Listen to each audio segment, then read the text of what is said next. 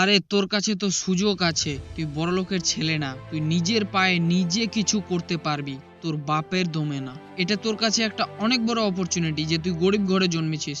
তোর মতো সবার ভাগ্যে হয় না, সবাই গরিব ঘরে জন্মাতে পারে না। আর রইলো পরিস্থিতির কথা, পরিস্থিতি যদি দেখিস না, আমাদের এপিজে আব্দুল কালাম খবরের কাগজ বিক্রি করত।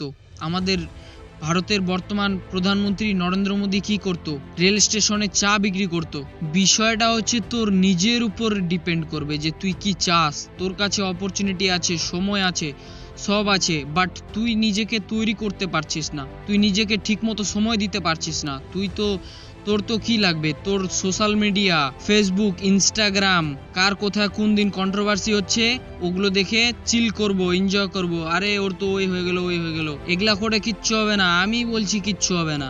যখন এগুলো সব যখন জীবনের শেষে একটা পর্যায়ে যায় গিয়ে দাঁড়াবি না, যখন দেখবি যে এতদিনে আমি কি করলাম, তখন তুই বুঝতে পারবি আরে আমার ফেসবুক কোথায় গেল, আমার হোয়াটসঅ্যাপ কোথায় গেল, কোথায় গেল কন্ট্রোভার্সি।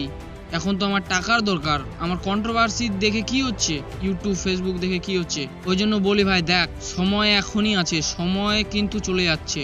যে কোনো কিছু করার সময় 18 থেকে 25 এর মধ্যে কোনো কিছু করতে পারলি তো পারলি, না হলে পরে এদিকে তো এমনিতে বেকার আছিসই, ওদিকে গিয়েও বেকার হয়ে যাবি। ওই জন্য বলছি আজকে ভালো কিছু কর, আজকে নিজেকে সময় দে, কালকে দেখবি তোর কাছে সবাই সময় চাইবে। সবাইকে ধোকা দে, সবাইকে ঠকা, তুই সবাইকে বোকা বানা, বাট নিজেকে কেন বোকা বানাচ্ছিস তুই?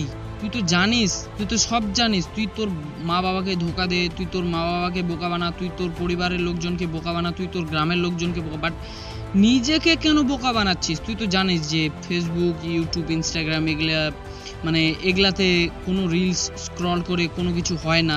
আমি নিজেকে আমি শেষ হয়ে যাচ্ছি।